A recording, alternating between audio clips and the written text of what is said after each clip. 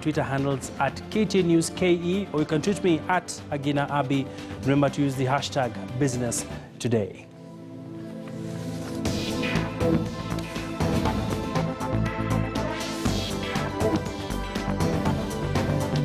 Well, let's take a look at some top stories now. To some sweet news, well, sugarcane farmers could get another round of bailouts from the government after President Uhuru Kenyatta received the task force report outlining key reforms for the ailing sector.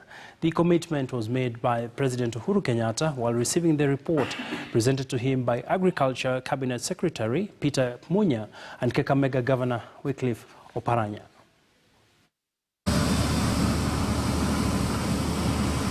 It has been a long wait for sugarcane farmers who have been seeking an end to decades of poor returns, with successive governments promising to reform the once lucrative sector.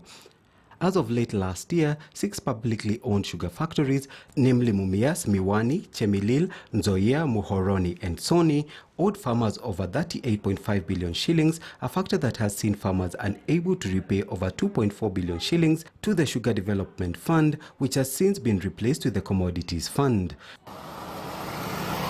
Today, yet another light at the end of the tunnel seems to have lit up for thousands of cane farmers across the Western Kenya sugar belt after President Uhuru Kenyatta received the Sugarcane Task Force report. The report will roll into motion the revival of the once lucrative sector, with key recommendations aimed at ensuring farmers are able to eke a living from their cane. The most radical proposal will see consumers incur a sugar levy, with the proceeds directed towards the development of cane. Other proposals include gazettement of sugar sector regulations, governing the importation of sugar, enactment of the Sugar Act, amendment of the AFA and Crops Act, as well as review of the tax regime to offer incentives for those seeking to invest in the sector. The task force also asked for the strict compliance with the COMESA regulations and outlined additional reforms needed to increase production. The government further pledged to facilitate the privatization of key sugar mills, which have also been saddled with debt. The report also recommends support to cane farmers through implements such as seed and fertilizer. The task force was set up in 2018 with the key mandate of making recommendations to revive the ailing sector, whose operations have been crippled by poor governance, lack of capital, debt, obsolete technology, and high cost of production, resulting in farmer apathy. Henry Gedaiga, KTN News. Well, we want to delve deeper into this very developing story around the Sugar Task Force report. And we are now joined by way of phone by Saulo Busolo, who is the Kenya National Alliance of Sugarcane Farmers Association, joining us from Bungoma County. A very good afternoon to you, Mr. Saulo. A lot of expectations around this task force report. What do you make of the fact that it has finally been presented to the President? Yeah, thank you. Say good afternoon to you too. Definitely, there's no doubt I speak as a farmer. As a farmer, just what you alluded to in the introduction has been an issue to us. Farmers have gone without money, income for a long time, particularly in public sector farms. And it's on that account that the President set out a task force to look into this matter. And he during Mashujaa Day 2018 in Kakamega, at that time, the President said that farmers, will be bailed out, which bailout was done. But he also insisted that farmers, should be encouraged to produce sugarcane to factories that are well run and pay on time.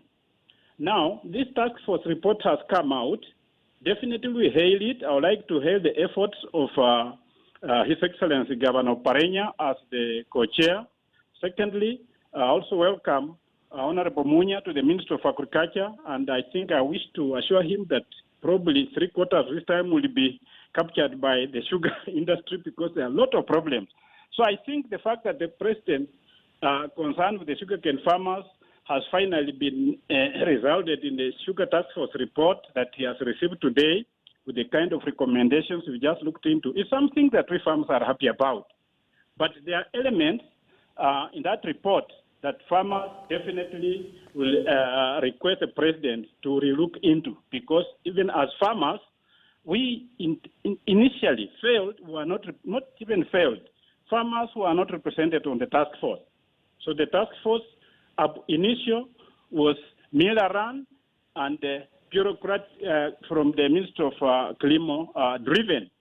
Now, the fact that the task force dominated by the millers and then the bureaucrats and, of course, the governors, without the farmers, definitely they have arrived at some conclusions which, in our view, do not assist the farming community, of which the president wanted to secure. And that is a matter that we wish to challenge. All right. The implementation so that we look into. All right. An instance is the issue of catchment zones, which otherwise has been called zoning. If, as I said, the president felt that sugarcane farmers should supply to factories that are well run and pay them on time, the task force report seeks to enslave farmers onto cane catchment areas, particularly public mills that have not performed well. And that is something that we definitely wish to correct. All right. And Saulo, you've raised quite some pertinent issues.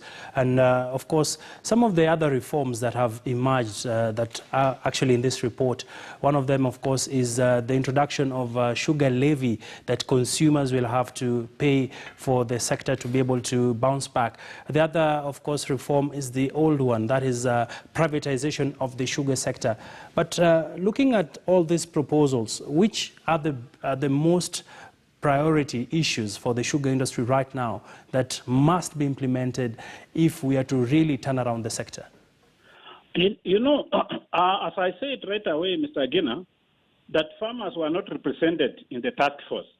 To that extent, in fact, farmers, led by myself, you know, did form their own sugar task force, if you recall, and the press reported much on it.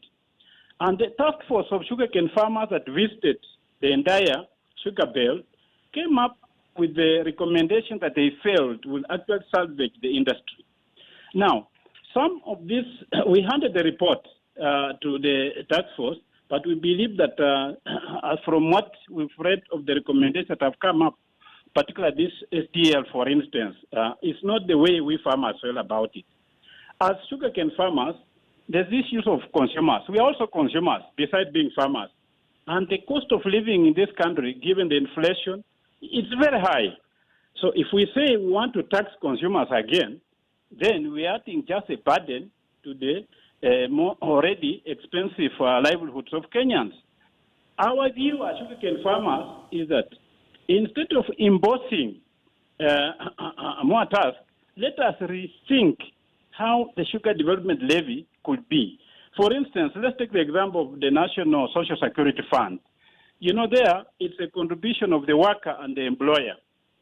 Our position as farmers is that if this industry is to be deregulated, and the tendency is now towards deregulation, if privatization is going to take hold, let the farmers and millers meet and organize a contributory scheme where farmers invest in the mill that they are contracted to, and the miller also contributes something.